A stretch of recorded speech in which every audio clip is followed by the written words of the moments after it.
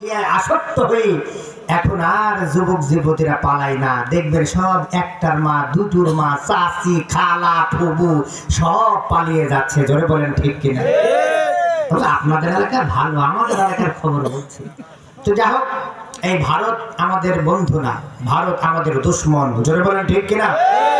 কোন মুসলমান ভারতের পক্ষ নিতে পারে না। একটা স্লোগান হবে, দিল্লি না ঢাকা, দিল্লি না ঢাকা। এখন ভয় পাচ্ছেন আপনারা? যাই হোক, আমরা ঢাকার মানুষ, বাংলাদেশের মানুষ। বাংলাদেশ সবার আগে। তারেক জিয়ারও একটা কথা, সবার আগে বাংলাদেশ। জোরে বলেন ঠিক কিনা?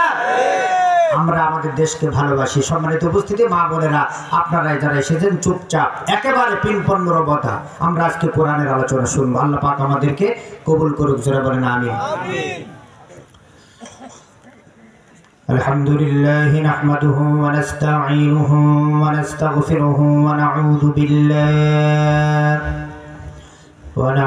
বিল্লাহি মিন শুরুরি আনফুসিনা ওয়া মিন সাইয়্যাতি আ'মালিনা। من يهده الله فلا مضل له ومن يضلله فلا هادي له ونشهد أن لا إله إلا الله وحده لا شريك له ونشهد أن سيدنا وحبيبنا ومولانا محمدا عبده ورسوله الذي أرسله بالحق بشيرا ونذيرا وداعيا إلى الله بإذنه وسراجا منيرا فقد قال الله تعالى في كلامه المجيد وفرقانه الحميد। পড়েন আমার সাথে সকলে, আউযু বিল্লাহি মিনাশ শাইতানির রাজিম।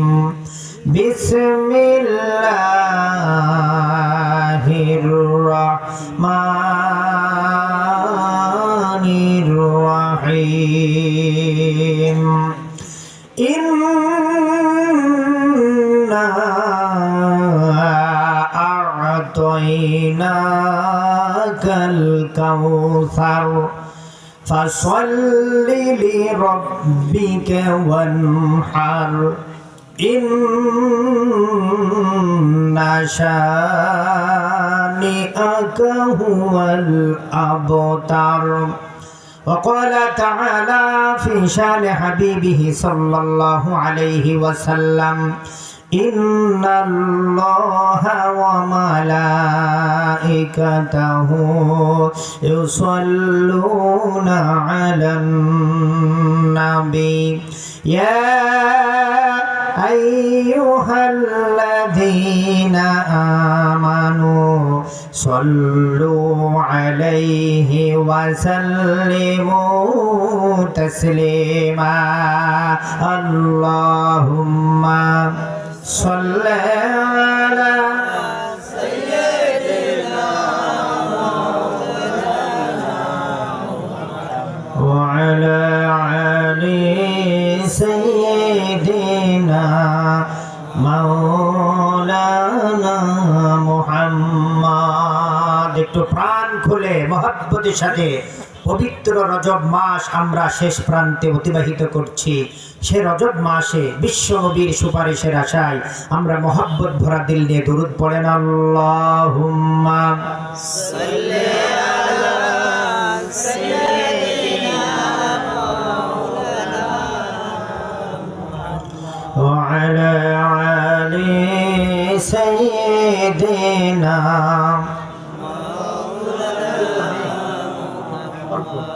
শেষ নবীর উম্মত পেয়ে যাবে জান্নাত। শেষ নবীর উম্মত পেয়ে যাবে জান্নাত যদি সুপারিশ করে মোর নবী দো জাহান। যদি সুপারিশ করে মোর নবী দো জাহান। যত দিক না বাধা ইবলিস শয়তান আমি গেয়ে যাব নবীর গুণগান আল্লাহুম্মা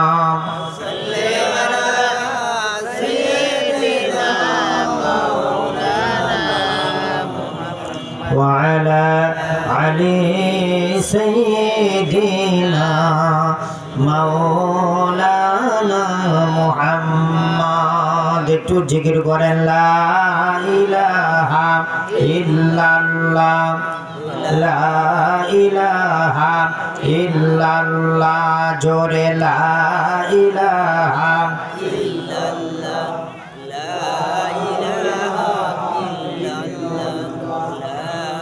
লা ইলাহা ইল্লাল্লাহ জোরে লা ইলাহা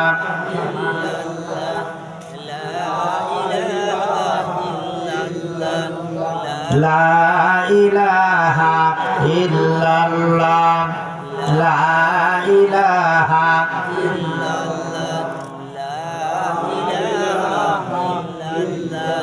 লা ইলাহা ইল্লাল্লাহ জোরে লা ইলাহা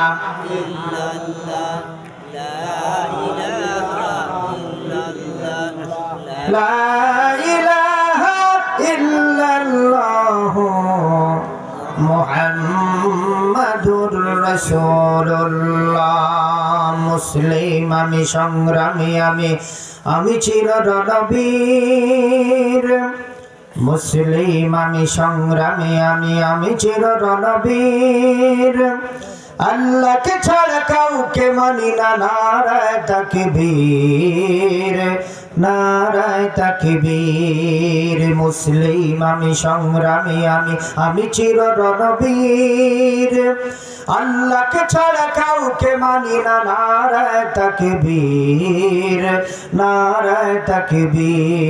লা ইলাহা ইল্লাল্লাহ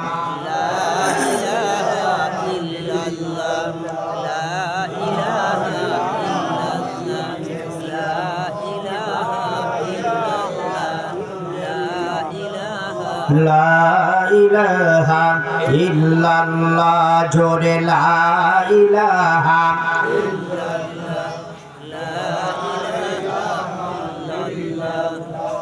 লা ইলাহা ইল্লাল্লাহ মুহাম্মাদুর রাসূলুল্লাহ বলেন সাল্লাল্লাহু আলাইহি ওয়াসাল্লাম। মুআজ্জাজ মুহতারাম, গাড়ামারা দক্ষিণপাড়া যুব সমাজের উদ্যোগে আয়োজিত ষষ্ঠ বার্ষিক ঐতিহাসিক তাফসিরুল কোরআন মাহফিলের মুহতারাম সম্মানিত সভাপতি, অত্র এলাকার পরম শ্রদ্ধাভাজন ব্যক্তিত্ব, বিশিষ্ট সমাজসেবক মোহাম্মদ নাসির উদ্দিন, আল্লাহ তাআলা আজকের সভাপতিকে মৃত্যুর আগ পর্যন্ত কোরআনের খাদেম হিসাবে আল্লাহ তাআলা কবুল করুক, জোরে বলেন আমিন। আজকের মাহফিলের বিশেষ অতিথিবৃন্দ ডাক্তার মোহাম্মদ জাকির হোসেন, মোহাম্মদ আলফাজউদ্দিন বিশ্বাস, মোহাম্মদ খলিলুর রহমান, মেম্বার ৯ নং ওয়ার্ড গাড়ামারা। আল্লাহ তাআলা আজকের বিশেষ অতিথি হিসাবে যারা আসন অলঙ্কৃত করেছেন সকলকে ইসলামের জন্য কোরআনের জন্য আল্লাহ তাআলা কবুল করুক, জোরে বলেন আমিন। মাহফিল পরিচালনায় আছেন আমার পরম শ্রদ্ধাভাজন মামা হযরত মাওলানা মোহাম্মদ আবু তালেব, খতিব গাড়ামারা দক্ষিণপাড়া জামে মসজিদ।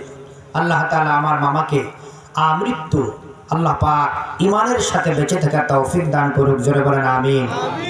মঞ্চ উপস্থিত অত্র এলাকার বিশিষ্ট ব্যক্তিবর্গ, আমার সামনে উপস্থিত অত্র গ্রাম থেকে অত্র এলাকার থেকে ছুটে আসা কোরআন প্রেমিক তাওহীদি জনতা, পর্দার আড়ালে বসে আছেন খাদিজা আয়েশার উত্তরসূরি আমার সম্মানিতা মা বোনেরা, সকলের প্রতি আমার আন্তরিক ভালোবাসার সালাম জ্ঞাপন করছি।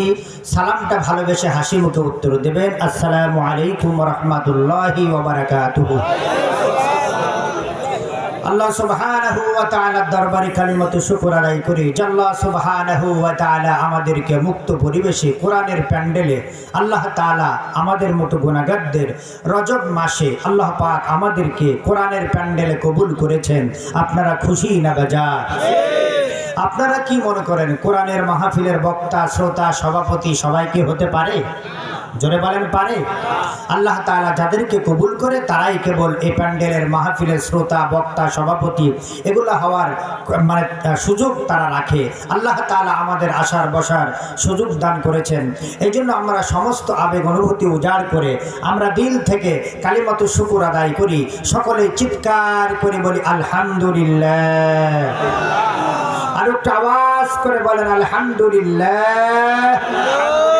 বলেন রব্বানা লাকাল হামদ হামদান কাসীরান তাইয়িবান মুবারাকান ফিহি। দরুদ সালাম পাঠ করেছি বিশ্ব মানবতার নেতা, যার সুপারিশ ছাড়া একটি মানুষের নাজাতের কোনো ব্যবস্থা হবে না, আমাদের প্রিয় ভাজন নবী, যেই নবী ইসলামকে প্রতিষ্ঠিত করতে গিয়ে আল্লাহ নবী রক্ত ঝরিয়েছেন, দান দান মুবারক শহীদ করেছেন, অসংখ্য সাহাবীর তাজা রক্ত ঝরেছে। হযরত হামজা কলিজা দিয়েছেন, হযরত হুসাইন কল্লা দিয়েছেন, যে ইসলামের জন্য। এই ইসলামের নবীর প্রতি সকলে ভক্তি ভরে দরুদ পাঠ করি। সকলে বলি সাল্লাল্লাহু আলাইহি ওয়াসাল্লাম। সম্মানিত উপস্থিতি, আমরা এসেছি এই পৃথিবীতে, আল্লাহ তাআলা আমাদেরকে পাঠিয়েছেন অত্যন্ত মহব্বত করে ভালোবেসে। আল্লাহ সুবহানাহু ওয়া তাআলা এই পৃথিবী সৃষ্টি করেছেন 6 দিনে, তার হুকুমে আল্লাহ পাক সৃষ্টি করেছেন 6 দিনে।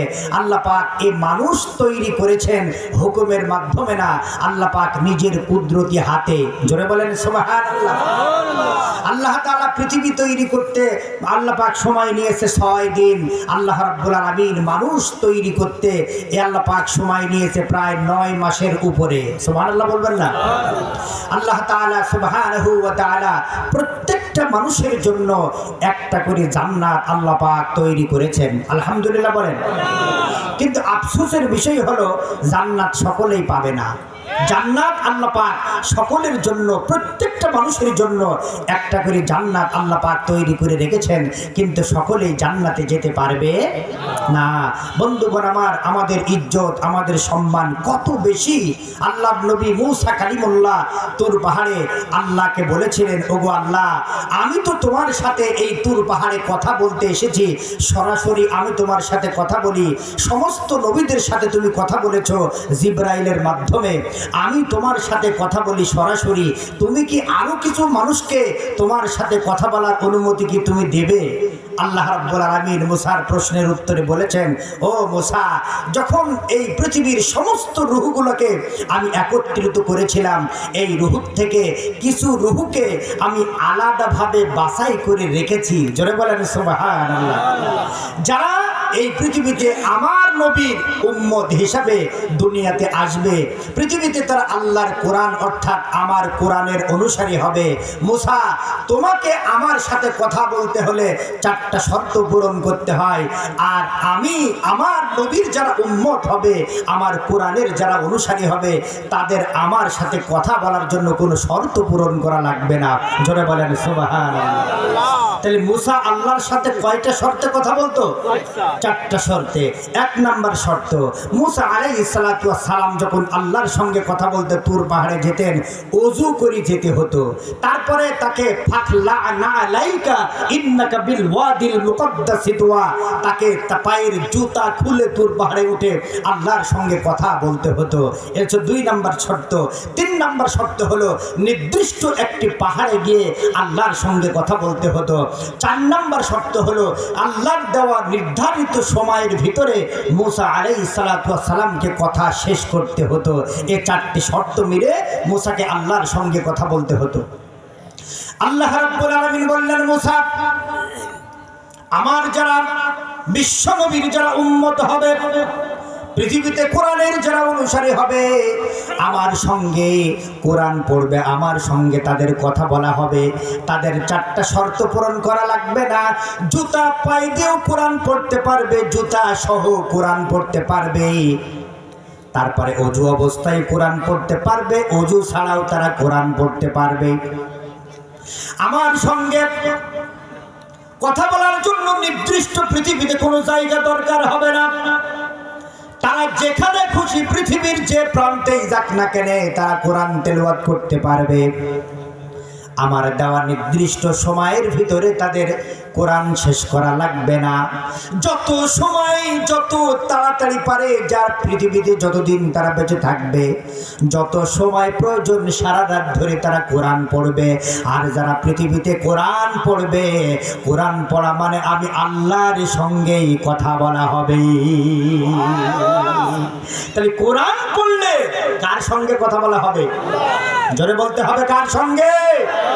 আল্লাহর সঙ্গে কথা বলা হবে। বন্ধুগণ আমার, আল্লাহ রাব্বুল আলামিন এই পৃথিবীতে কোরআন আমাদেরকে দান করেছেন। মহব্বত করি, করুণা করে, ভালোবেসে আমরা লাঠি নিয়ে মিছিল করে আমরা কোরআনের অনুসারী হতে পারিনি, দরখাস্ত দিয়ে নবীর উম্মত হতে পারিনি। আল্লাহ রাব্বুল আলামিন আমাদেরকে বিনা দরখাস্তে, বিনা মিছিলে আল্লাহ রাব্বুল আলামিন তার নবীর উম্মত করেছেন, কোরআনের অনুসারী করেছেন, ইসলাম ধর্মে দীক্ষিত করেছেন। খুশি না বেজার? জোরে বলতে হবে, খুশি না বেজার? চিৎকার করে একবার আল্লাহর দরবারে শুকরিয়া আদায় করেন। জোরে বলেন আলহামদুলিল্লাহ। আরো একটু আওয়াজ করে বলেন আলহামদুলিল্লাহ। এই পৃথিবীতে মুসলমানরা বিজয় লাভ করেছে অন্তরের ঈমান দিয়ে আর আল্লাহর সাহায্য দিয়ে। আস্তে ঠিক না জোরে ঠিক? কোরআনুল কারীমে কোথাও আল্লাহ পাক বলেনি যে আমি মুসলমানদেরকে বিজয় দান করব। আল্লাহ বলেছে আমি ঈমানদারদেরকে বিজয় দেব। সুবহানাল্লাহ বলবেন না? এই জন্য পৃথিবীতে এখন মুসলমানের সংখ্যা বেশি না কম? মুসলমানের সংখ্যা বেশি, বিজয়ের সংখ্যা তত কম। অতীত ইতিহাস খুঁজলে পাওয়া যায় মুসলমানের সংখ্যা যত ছিল কম, বিজয়ের সংখ্যা তত ছিল বেশি। জোরে বলেন ঠিক কিনা? তাহলে মুসলমানরা বিজয় লাভ করেছে অন্তরের ঈমান দিয়ে এবং আল্লাহর সাহায্য দিয়ে। ঈমানটা যখন পাকা পোক্ত হবে, আল্লাহর সাহায্য বৃষ্টির মতো নাজিল হবে। জোরে বলেন ঠিক কিনা? হযরত ওমর রাদিয়াল্লাহু তাআলা আনহু, হযরত সাদ সালমি হঠাৎ, বন্ধুগণ আমার, আল্লাহর নবী, বিশ্ব নবী জনাবে মুহাম্মদ রাসূলুল্লাহ সাল্লাল্লাহু আলাইহি ওয়াসাল্লাম এই জন্য সাহাবীদেরকে ঈমান তৈরি করেছিলেন। যার ঈমান যত বেশি আল্লাহর খাতায় তার নামটা সিরিয়ালে আগে যাবে। জোরে বলেন ঠিক কিনা? এই জন্য ঈমান একটি দামি সম্পদ। এই ঈমান আজকে মুসলমানরা, ঈমান আজকে মুসলমানদের ঈমান বিক্রি হয়। জোরে বলেন হয় না? হয় না? আমরা কি ঈমানদার? আসলে আমরা ঈমান আনিনি, ঈমান আমরা পেয়েছি। ঈমান কি? ঈমান পেয়েছি। এই জন্য আমাদের ঈমানের কোনো দাম নেই। আচ্ছা বলেন, শ্বশুর বাড়িতে যদি কেউ 50 বিঘা জমি ফারাজ পায়, আচ্ছা বলেন সেই জমির নিজের কাছে দাম আর কষ্ট করে মাথার ঘাম পায়ে ফেলে কষ্ট করি পরিশ্রম করি তিলে তিলে টাকানো জমা, এই টাকা দিয়ে যদি 1 বিঘা জমি কেউ কষ্ট করে কেনে আর শ্বশুর বাড়ি থেকে যদি 50 বিঘা জমি ফারাজ পায়, আচ্ছা বলেন এই ব্যক্তির কাছে 1 বিঘির দাম বেশি হবে না 50 বিঘির মূল্য বেশি হবে? কারণ কি? এটা তার কষ্ট করি কিনা আপনার জমি, আর ওটা ফারাজ পাওয়া জমি, ওটা থাকে থাক যাই যাক। জোরে বলেন ঠিক কিনা? তো আমরা আসলে ঈমান আনিনি, আমরা ঈমান পেয়েছি। এই জন্য আমাদের ঈমানের কোনো দাম নেই। একটা গরুর মাথার দাম দেখবেন 2000 3000 পর্যন্ত একটা গরুর মাথার দাম, একটা ছাগলের মাথার দাম 500 1000 1200 পর্যন্ত। কিন্তু দেখবেন ভোটের সামনে আসলে মুসলমানদের মাথার দাম একটা ডিম, একটা শাড়ি 1000 টাকা, একটা লুঙ্গিতে মুসলমান মাথা বিক্রি করে। ধরে বলেন ঠিক আছে না নাই? আমার মা বোনেদের কথা তো বলবোই না। যদি ভোটের আগের দিন রাতে গিয়ে এলাকার কুখ্যাত নেতা গিয়ে যদি চাষির হাতে 1000 টাকার একটা কড়কড়ি নোট গুঁজে দেয়, ও চাষি কাঠ হয়ে বসে থাকে। আচ্ছা ঠিক না? ধরে ঠিক বন্ধুগণ আমার, আসলে মুসলমান, আসলে আমাদের ঈমান আসলে আমরা তো আনিনি, ঈমান আমরা পেয়েছি। ওই বাপ ছিল মুসলমান, দাদা ছিল মুসলমান, আমিও মুসলমানের ঘরে জন্ম নিয়েছি, আমিও মুসলমান। এই জন্য আমাদের ঈমানের কোনো দাম নাই। এই ঈমান থাকে থাক, যাই যাক। আচ্ছা বলেন, ঈমান ছাড়া সাহায্য আসতে পারে? জোরে বলেন পারে? এই জন্য আর পৃথিবীতে শান্তি পেতে হলে কোরআন মানতে হবে, শান্তি পেতে হলে ইসলামকে আঁকড়িয়ে ধরতে হবে। জোরে বলেন ঠিক কিনা? বন্ধুগণ আমার, এক কর্মচারীর, এক মুদি দোকানদারের এক কর্মচারী ছিল, নাম তার ইসলাম। নাম কি? ইসলাম। দোকানদারের একটা মেয়ে ছিল, নাম তার শান্তি। দোকানদার জানে না দোকানদারের অগোচরে ইসলাম শান্তির সাথে প্রেমে মগ্ন। আস্তে আস্তে প্রেম প্রীতি করতে করতে এক সময় প্রেম এমন জটিল পর্যায়ে চলে গিয়েছে, দোকানদার বুঝতে পারলো যে আমার দোকানের কর্মচারী ইসলাম, আমার মেয়ে শান্তির সাথে প্রেম করে। দোকানদার বিষয়টা বুঝতে পেরে ইসলামকে ধরে একদিন ঘরের মধ্যে হুমকি ধামকি দেওয়ার পর আচ্ছা করে পিঠ মোড়া করে বেঁধে শুধু পায়ের গিরাই গিরাই মারে আর বলে, খবরদার, তুই যদি আমার মেয়ের দিকে তাকাস তো চোখ তুলি ফেলবো। আচ্ছা বলেন, বাধা দিলে প্রেম বাড়ে না কমে? জোরে বলেন, বাড়ে না কমে? প্রেম গিয়েছে ওর ভিতরে বেড়ে। শেষ পর্যন্ত দোকানদার দেখলো এ তো বেশকর, এ তো ইসলাম ছাড়বে না আমার মেয়েকে। শেষ পর্যন্ত ইসলামকে চাকরিচ্যুত করে দোকান থেকে, বাড়ির থেকে, এলাকার থেকে বের করে দিল। বলল, খবরদার, এই এলাকার ত্রিসীমানায় যেন তোর চোখ, আমি তোর চেহারা যেন আমি না দেখি। ইসলাম দোকান থেকে চলে গেল। কিন্তু এখন তো মোবাইল আছে না নাই? জোরে বলেন, আছে না নাই? এলাকায় মোবাইল আছে নাকি? মোবাইলে তো সব শেষ করে দিল। মোবাইলে হ্যালো গেল গেল গেল গেল সব চলে গেল। জোরে বলেন ঠিক কিনা? ইসলাম বাড়ির থেকে চাকরিচ্যুত হয়ে বাড়িতে চলে গেল। বাড়িতে গিয়ে ফোনে যোগাযোগ করে, দীর্ঘদিন পরে যোগাযোগ করে শান্তিকে বলল, শান্তি, এভাবে তো আর চালা যায় না, আমাকে যদি সত্যি ভালোবেসে থাকো আমার সাথে পালিয়ে যেতে হবে। কোথায় পালাতে হবে বলো? নির্দিষ্ট একটা জায়গার কথা বললো। সেই জায়গায় দেখা গেল কে বলল, আগামীকালকে বেলা 3টার সময় তুমি লাইন মতো চলে আসবা, আমি তোমার হাত ধরে এই পৃথিবী ছেড়ে প্রয়োজনে আটলান্টিক মহাসাগর পাড়ি দিয়ে আমরা আফ্রিকার জঙ্গলে গিয়ে গাছের তলায় একটা শুকনো রুটি ভেঙে দুজনে ভাগ করে খাবো, তাও এই এলাকায় ছাড়বো না, আমিও তোমাকে ছাড়বো না, তুমিও আমাকে ছাড়বে না। শেষ পর্যন্ত কথা যা কাজ, বাড়ির থেকে শান্তিকে নিয়ে উদাও হয়ে গেল। বাড়িতে এসে দোকানদার সন্ধ্যাবেলা এসে মেয়েকে আর খুঁজে পায় না। শান্তি গেল কোথায়? শান্তি গেল কোথায়? শান্তি গেল কোথায়? পাড়ার লোকজন এসে বলল, মেয়া দোকানদার, সব বোঝো, এত হিসাব বোঝো, এইটা বোঝো না, শান্তিকে খোঁজার আগে বলো তোমার দোকানের কর্মচারী ইসলাম কোথায়? বললো, ইসলামকে তো আমি দোকান থেকে বের করে দিয়েছি। তখন এলাকার মানুষ বলল, তুমি কি জানো না ইসলাম যেখানে শান্তি? জোরে বলেন, ইসলাম যেখানে শান্তি, ইসলাম যেখানে শান্তি সেখানে ইসলাম। আসলে আজকে আমাদের ইসলাম আছে টুপিতে, ইসলাম আছে জুব্বায়, ইসলাম আছে পাগড়িতে, ইসলাম আছে মসজিদে মাদ্রাসায়, ইসলাম আইন ও আদালতে ইসলাম নাই। বাংলাদেশের কোথাও ইসলাম নাই। সংসদ এবং পার্লামেন্ট আইন যদি ইসলাম না থাকে, বাংলাদেশের কোন ইঞ্চি ভূখণ্ডে ইসলাম যেখানে থাকে না, শান্তি সেই জায়গায় থাকতে পারে না, পারে না, পারে না, পারে না। তাহলে ইসলামকে পেতে হলে, শান্তি পেতে হলে ইসলামকে ধরতে হবে। জোরে বলেন ঠিক কিনা?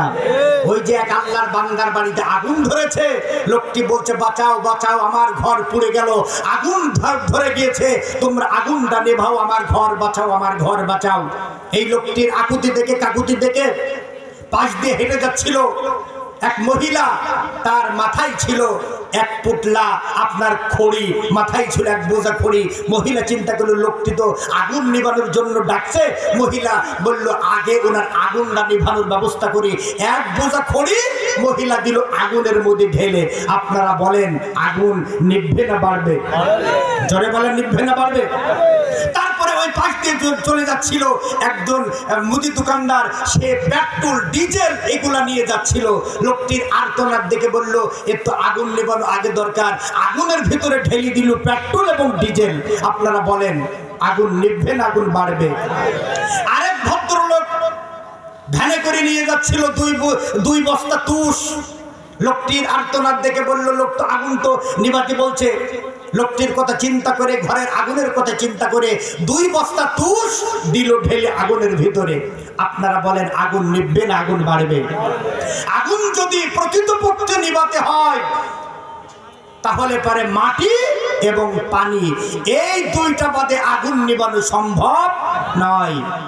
যদিও ওই আল্লাহর বান্দার 2-1টা ঘরের আগুনের কাঠ বেঁচে যেত, শুধুমাত্র এই লোক তার নবীর শান বর্ণনা করেছেন। জোরে বলেন সুবহানাল্লাহ। সূরা আল কাউসার মাত্র 1টি রুকু 3টা আয়াত বিশিষ্ট একটি সূরা। এই সূরাটি নাজিল হয়েছে মক্কাতে। জোরে বলেন কোথায়? যে সূরার শুরুতে মাক্কিয়া লেখা আছে ওইটা মক্কায় অবতীর্ণ হয়েছে, আর যে সূরার শুরুতে মদিনা মাদানিয়া লেখা আছে ওটা কোথায় নাজিল হয়েছে?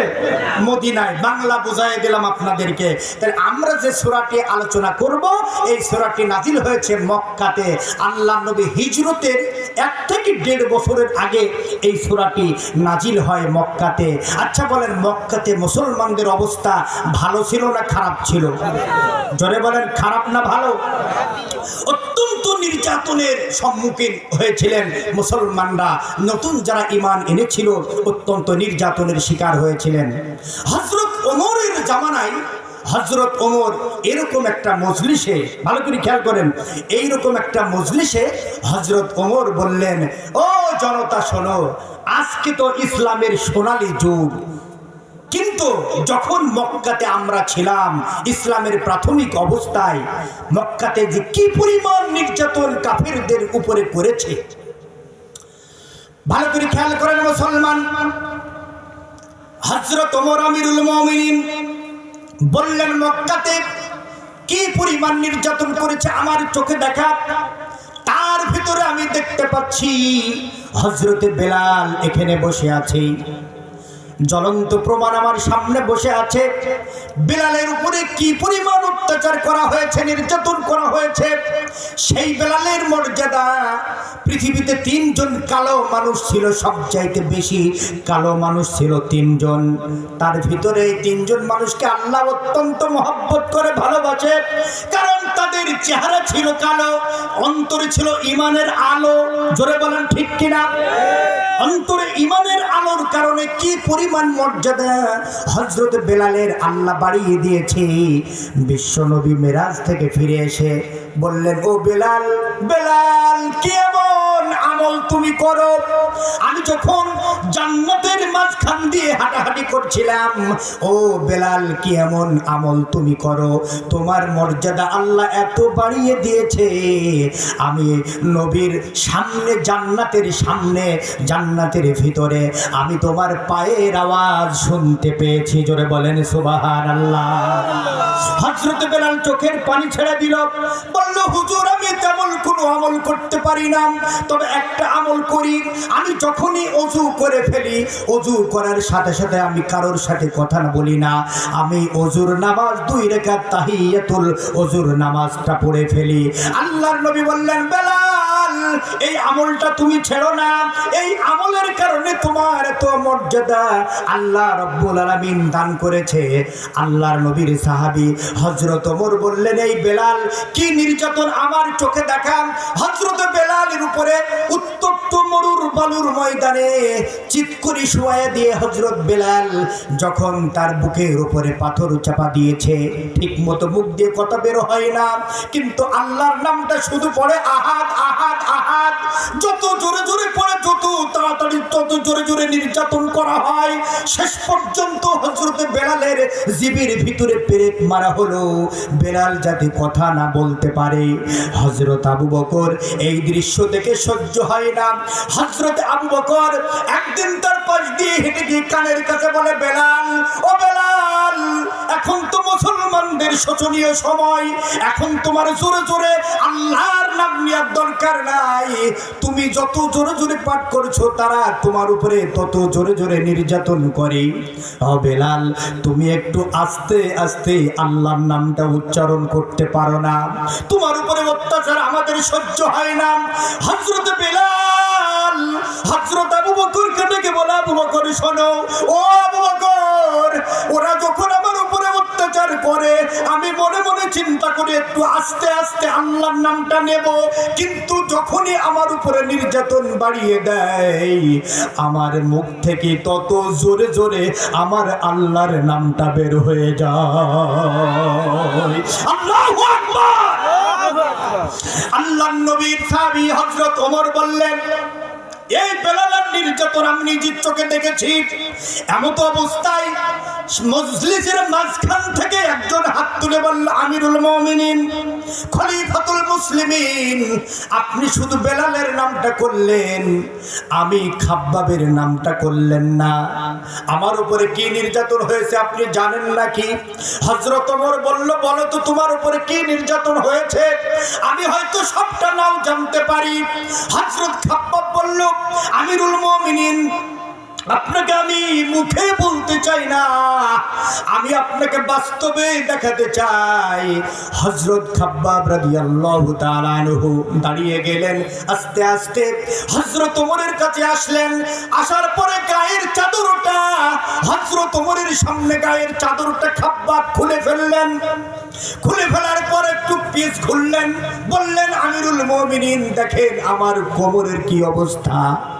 হযরত ওমর এক নজর তাকিয়ে চোখটা চেপে ধরেছে, ধরে বলছে, খাব্বাব, ও খাব্বাব, জলদি করে তোমার কোমরটা ঢাকো। এইরকম চিকন কোমর, এইরকম আশ্চর্যজনক কোমর আমি জীবনে কোনোদিন দেখি নাই। এইরকম কোমর কিভাবে হয়েছে?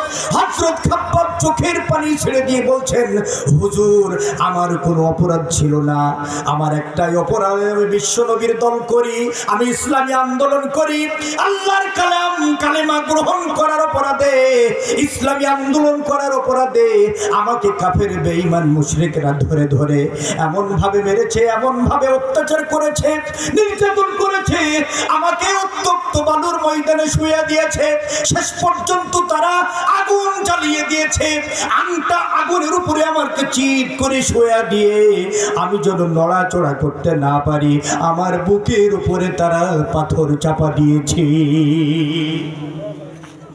ও আমিরুল মুমিনিন, আমার হাড্ডি চর্বি গোশত গলে গলে পড়ে পড়ে তাদের আগুন পর্যন্ত নিভে গিয়েছে, তারপরেও তারা নির্যাতন বন্ধ করেনি।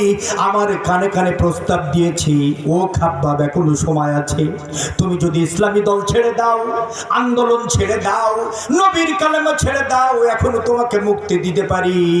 হযরত খাব্বাব বলে, আমিরুল মুমিনিন, আমি উত্তর দিয়েছি, কাফেরের গোষ্ঠী শুনে নাও, তোমরা যদি আমাকে পুড়িয়ে ছাই করে ফেলো, এরকম জীবন একটা নয়, এরকম জীবন যদি আমার 1000টাও আল্লাহ দান করে, আমি বিশ্ব নবীর কদম ছেড়ে যেতে পারবো না।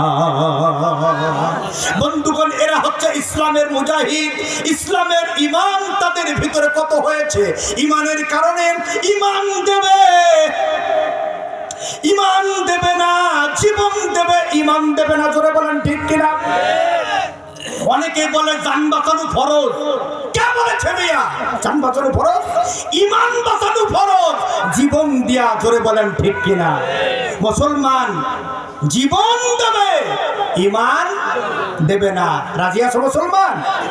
আমরা দেখেছি ইসলামের জন্য শহীদ হতে হবে। আমরা বাংলাদেশে সর্বশেষ কয়েকটা জানাজা দেখেছি। বন্ধুগণ, আমার কয়েকটা জানাজা দেখেছি। নির্যাতন করে বাংলাদেশের শ্রেষ্ঠ সম্পদ, পৃথিবীর কোরআনের পাখি, বাংলাদেশের রত্ন, রত্নগুলাকে আমাদের দেশের মানুষ চিনল না। জোরে বলেন ঠিক কিনা? আল্লামা দেলোয়ার হোসেন সাঈদীকে শেষ পর্যন্ত মেরেই দিল, তার জানাজাটা পড়তে দেওয়া হলো না ঢাকার বুকে। আমরা 2টা জানাজা দেখেছি পরপর, বেগম জিয়ার জানাজা দেখেছি, শহীদ উসমান হাদির জানাজা দেখেছি। জোরে বলেন ঠিক কিনা? লক্ষ লক্ষ মানুষ জানাজায় অংশগ্রহণ করেছে, বেগম জিয়ার জন্য চোখের পানি ফেলেছে সারা দেশের মানুষ, শহীদ উসমান হাদির জন্য জানাজায় চোখের পানি ছেড়েছে এত লক্ষ লক্ষ মানুষ। আমার তো মনে হয় আল্লামা দেলোয়ার হোসেন সাঈদীর যদি জানাজাটা ঢাকার বুকে হতে দিত, পৃথিবীতে এমন একটা ইতিহাস হয়ে যেত যে ইতিহাস কোনোদিন ভাঙত না মনে হয়। উসমান হাদি তুমি মরনি, শহীদ হয়েছ তুমি এটাই জানি।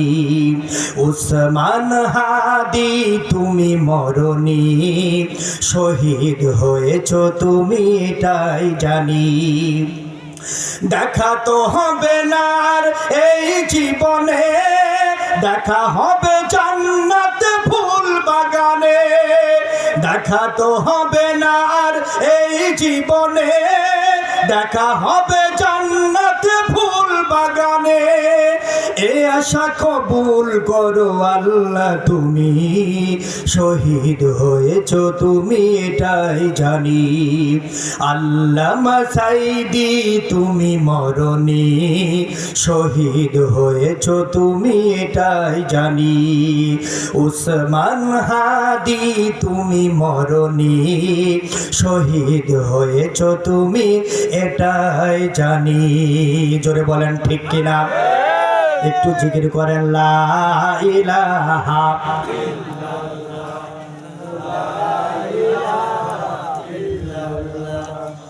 লা ইলাহা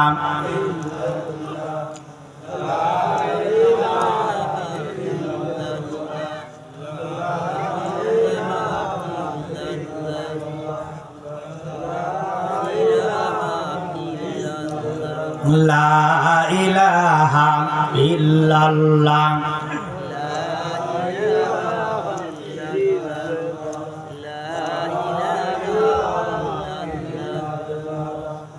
লা ইলাহা ইল্লাল্লাহ, জোরে লা ইলাহা লা ইলাহা ইল্লাল্লাহ মুহাম্মাদুর রাসূলুল্লাহ। আল্লাহুম্মা সাল্লি আলা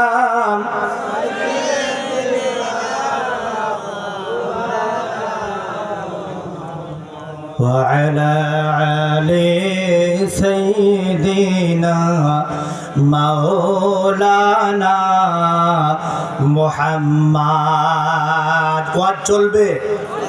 জোরে বলেন চলবে? বলেন চলছে? চলছে। হাতগুলো দেখান দেখি, বলেন আল্লাহু আকবার। শীতের ভেতরে জড়ো হয়ে যাচ্ছেন নাকি আপনারা? হ্যাঁ, বলেন আল্লাহু আকবার। হাতগুলা নানান, হাতগুলা নানান। বলেন আমার নেতা তোমার নেতা, আমার নেতা তোমার নেতা, নারে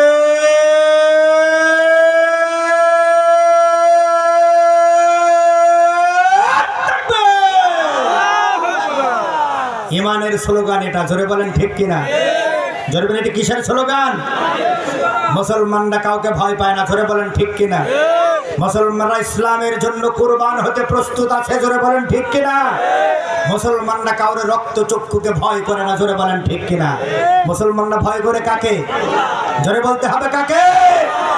আল্লাহকে ভয় করি আমরা। আল্লাহর কোরআন থেকে আলোচনা শুনছি, খুশি হচ্ছেন কে? জোরে বলেন কে? এই যে হাতগুলা দেখিয়েছেন, ফেরেশতারা ক্যামেরা দিয়ে ভিডিও করেছে।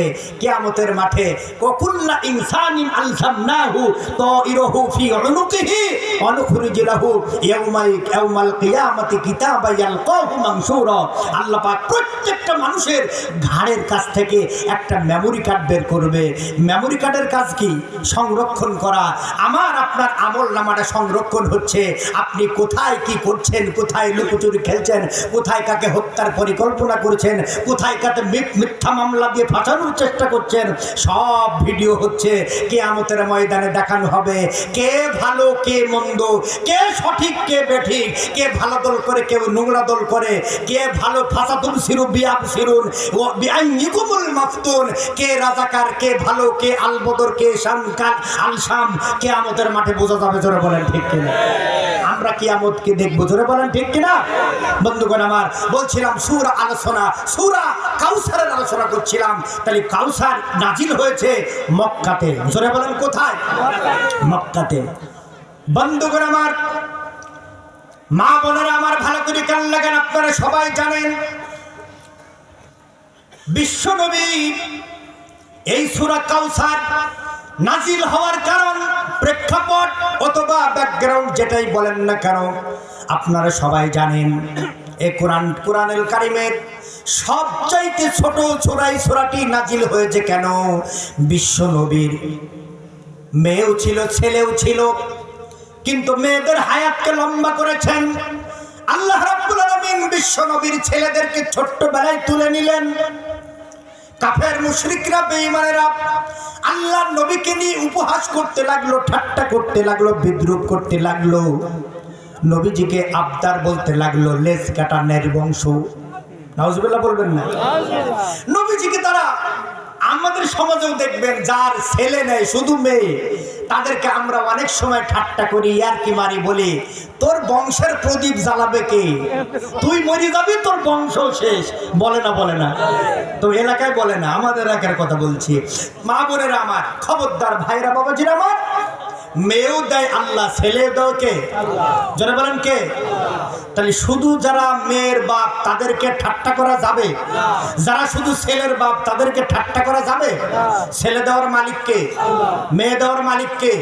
দিয়েছে কে? আবার দেখবেন 20 বছর, 30 বছর, 50 বছর জীবনেও তার সন্তান হয় না।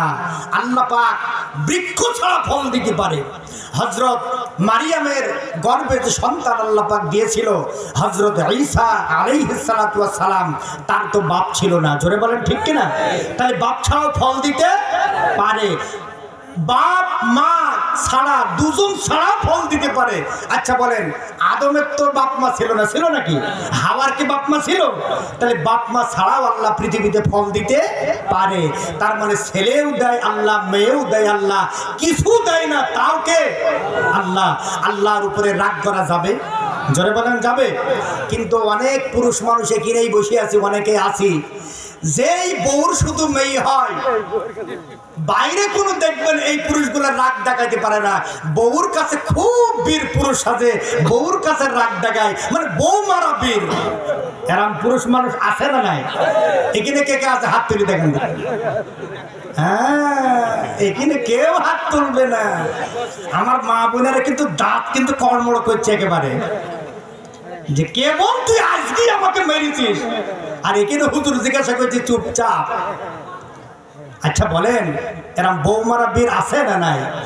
অনেক মহিলার, আমার মা বোনদের শুধু মেয়ে হয় বলি অনেক পুরুষ মানুষ আমরা আছি, ধৈর্য হারিয়ে ফেলি। মহিলাকে এমনকি বউকে তালাক পর্যন্ত দেয়, মেয়েদের উপরে অত্যাচার করে, নির্যাতন করে। জোরে বলেন ঠিক কিনা? আছে না নাই? আচ্ছা বলেন, ছেলে মেয়ে মহিলার কোনো হাত নাই কিনে? যদি বিজ্ঞান মতে যদি একটু দোষ থেকেই থাকে, আমার এই যে আপনারা পুরুষ মানুষের দোষ, ও তো একটা বস্তা, ওর ভিতরে যা দেবেন তাই বের হবে। জোরে বলেন ঠিক কিনা? তাহলে মেয়ে মানুষের কোনো দোষ নাই, কিন্তু মেয়েদের যারা দোষ দেবে, আমি বলবো তার মতো গর্দভ্যকা পুরুষ মানুষ আর পৃথিবীতে হতে পারে। তাহলে আমার মা বোনদের কোনো অপরাধ নাই। ছেলে দেওয়ার মালিক কে? মেয়ে দেওয়ার মালিক কে? একজন আল্লাহর বান্দা, নাম তার হাসান, যুবক মানুষ, স্ত্রী নাম তার ফাতেমা। জোরে বলেন নাম কি? আমার মা বোনেরা ভালো করে খেয়াল করেন, যুবকরা ভালো করে খেয়াল করেন।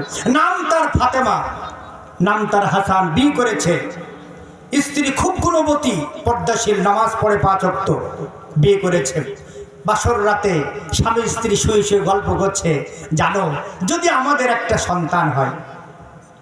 এই দেখেন, মেয়ে মানুষের জায়গা হচ্ছে না, সব জায়গায় মেয়ে মানুষ বেশি, হাটেও বেশি, মাজারেও বেশি, বাজারেও বেশি, মাহফিলেও বেশি। আবার ঝগড়ার সময় দেখবেন, ঝগড়া যদি লেগে যায় এমন ভাবে কল কল কল কল মুখ যদি ছেড়ে দেয়, এলাকা সব তামা তামা করে ফেলে। জোরে বলেন ঠিক কিনা? মা বোনেরা সব বেশি হয়েছে। আমার মা বোনেরা, আপনারা যারা এসেছেন, একটু সামনে একটু জায়গা করে দেন, একটু আগিয়ে বসেন, 1 হাত জায়গা দেন। আল্লাহ নবী বলেছেন, দুনিয়াতে আল্লাহর জন্য যদি কোনো মানুষ একজন মানুষকে জায়গা করে দেয়, আল্লাহ তার জান্নাতের ভিতরে বড় জায়গার ব্যবস্থা করবে। জোরে বলেন সুবহানাল্লাহ। এজন্য আমার মা বোনেরা, আপনারা একটু সামনে সরিয়ে সরিয়ে বসেন, আর একটু জিকির করেন, লা ইলাহা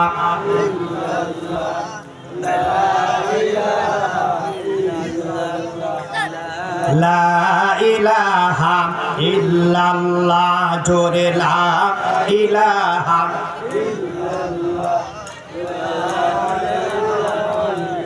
লা ইলাহা ইল্লাল্লাহ জোরে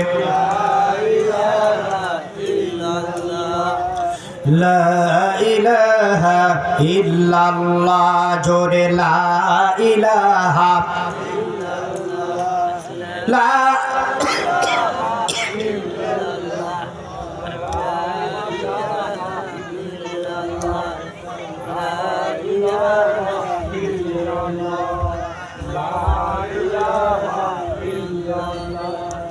লা ইলাহা ইল্লাল্লাহ জোরে লা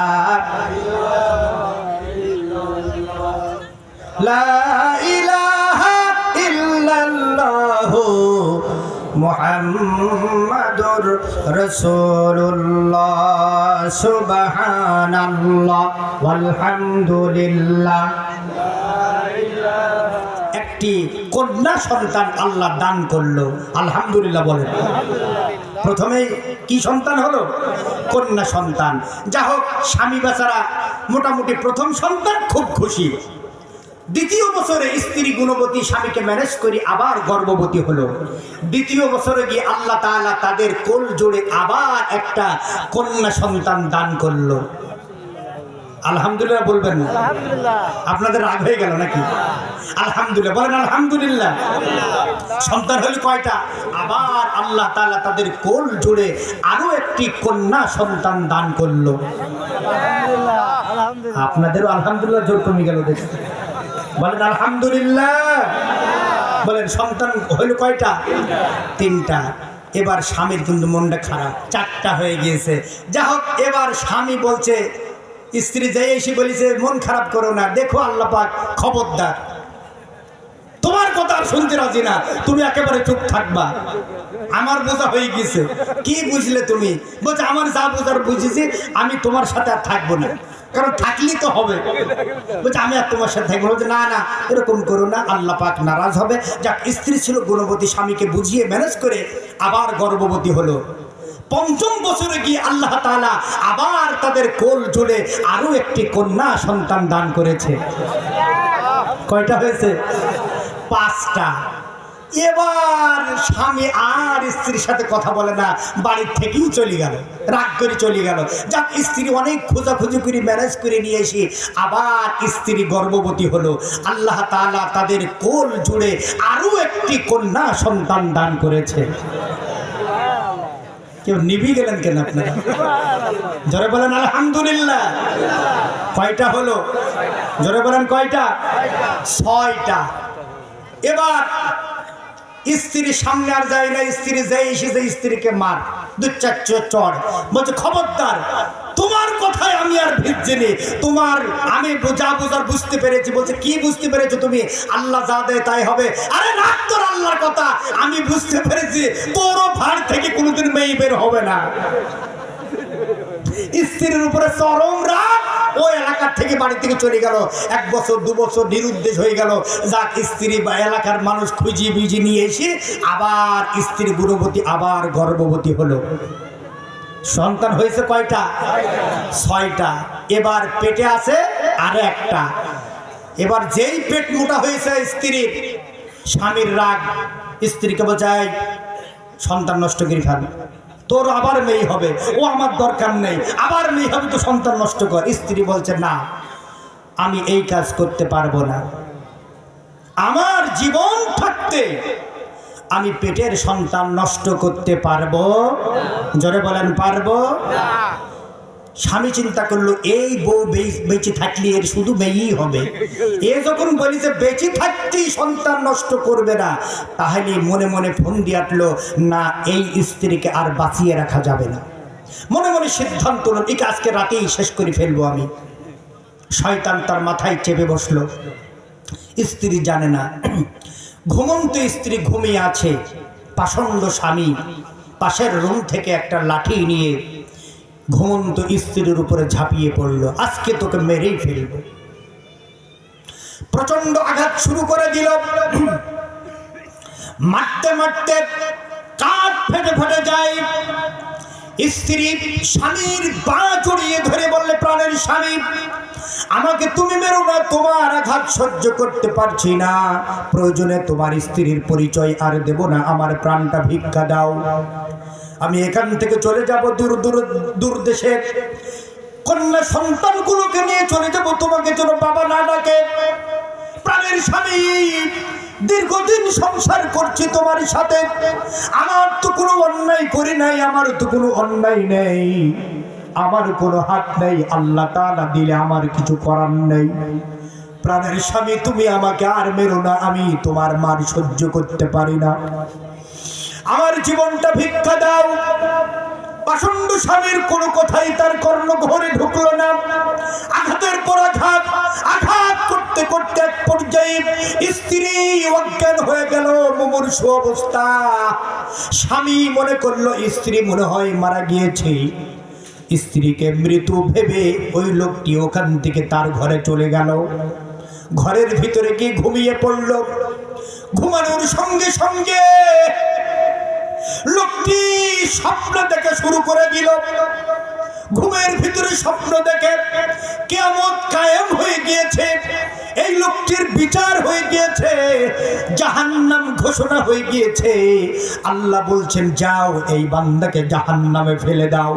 ফেরেশতারা আগুনের বেড়ি পরিয়ে শিকল দিয়ে টানতে টানতে জাহান্নামের 7টি দরজা, প্রথম দরজা দিয়ে জাহান্নামে ফেলবে। এমত অবস্থায় জাহান্নামের প্রথম দরজায় একটা মেয়ে দাঁড়ায় রয়েছে। মেয়েটি বলছে, ও ফেরেশতারা, তোমরা জানো না এটা আমার আব্বা,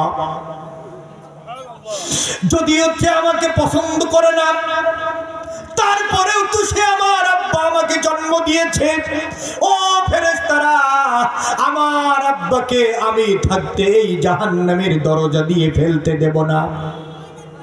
ফেরেশতারা সেখান থেকে নিয়ে গেল দ্বিতীয় দরজায়, দ্বিতীয় দরজা দিয়ে ফেলবে। আরেকটা মেয়ে দাঁড়ায় রয়েছে, বলল, ফেরেশতারা, তোমরা জানো না এটা আমার জন্মদাতা পিতা, যদিও আমাকে পছন্দ করে না, তারপরেও তো আমাকে জন্ম দিয়ে পৃথিবীর আলো বাতাস মুখ দেখিয়েছে। ফেরেশতারা, আমার বাবাকে এই গেট দিয়ে ফেলতে দেব না। সেখানে ফেলতে পারলো না, তৃতীয় দরজায় গেল। প্রত্যেকটি দরজায় ওই লোকটির, আল্লাহর বান্দার এক একটি মেয়ে দাঁড়িয়ে জাহান্নামের দরজা দিয়ে ফেলতে দিল না। 6টা দরজায় 6টা মেয়ে দাঁড়ায় রয়ে থাকলো, কিন্তু 7 নম্বর দরজায় কোনো মেয়ে নেই।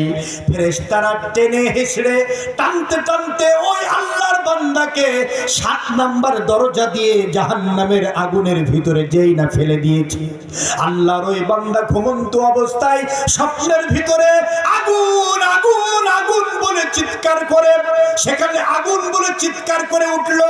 প্রতিবেশীরা ছুটে আসলো, পাশের বাড়ির মানুষ ছুটে আসলো, আগুন আগুন বলে চিৎকার করা শুনে এসে বলল, ও আল্লাহর বান্দা, ও হাসান, আগুন কোথায় ধরেছে? তুমি তো আগুন আগুন বলে চিৎকার করলে, আগুন কোথায়? আগুন তো দেখি না। লোকটি বলল, আগুন তোমরা দেখো নাই, আমি দেখেছি। জলদি করে লোকটি চলে গেল পাশের রুমে, গিয়ে দেখে স্ত্রী অজ্ঞান হয়ে পড়ে আছে। স্ত্রীর পা জড়িয়ে ধরলো, স্ত্রীকে পানি দিয়ে সুস্থ করার চেষ্টা করলো। স্ত্রী মনে করে আবার মারবে। জ্ঞান ফেরার পর বলছে, প্রাণের স্বামী, মেহেরবানি করে আমার জীবনটা ভিক্ষা দাও, আমি তোমার পায়ে ধরি বলে আমি আর কোনোদিন তোমার বাড়িতে থাকবো না, স্বামী বলে পরিচয় দেব না, মেয়েগুলো তোমাকে কোনোদিন আব্বা বলবে না, এই প্রতিশ্রুতি তোমাকে আমি দিয়ে দিলাম, আমার জীবনটা ভিক্ষা দাও, আমি অনেক দূরে চলে যাব। স্বামী বলছে, ও প্রাণের স্ত্রী না, আমাকে তুমি আল্লাহর হস্তে মাফ করে দাও। ও স্ত্রী, তোমার পেটে যে সন্তানটি আছে, আল্লাহর কাছে দোয়া করো, এই পেটের সন্তানটিও যেন আল্লাহ আমাদের কন্যা সন্তান দান করে, এটিও যেন কন্যা সন্তান হয়। আমার যদি 7টা মেয়ে হয়, আমি স্বপ্নের ভিতরে দেখলাম আমাকে 7টা জাহান্নামের দরজা দিয়ে কোনো ফেরেশতা জাহান্নামে ফেলতে পারবে না। জোরে বলেন সুবহানাল্লাহ। এই জন্য যাদের শুনো কন্যা সন্তান, হতাশা হওয়ার কোনো কারণ নাই। ছেলে হলো নিয়ামত, মেয়ে হলো বাড়ির জন্য রহমত। জোরে বলেন সুবহানাল্লাহ। মেয়ে বাড়ির জন্য কি রহমত। রহমত। এই জন্য আমার মা বোনের যাদের শুধু মেয়ে হয়, যাদের শুধু ছেলেই হয়, যাদের কিচ্ছু হয় না, আমার মা বোনদের কোনো দোষ হতে পারে না। জোরে বলেন ঠিক কিনা? এই জন্য আমরা কি আর দোষারোপ করব? জোরে বলেন করব না। বন্ধুগণ, বলছিলাম যে আল্লাহ নবীর ছেলে ছিল, ছেলেগুলো ছোট্টবেলায় উঠায় নিল। কাফের মুশরিকরা বলতে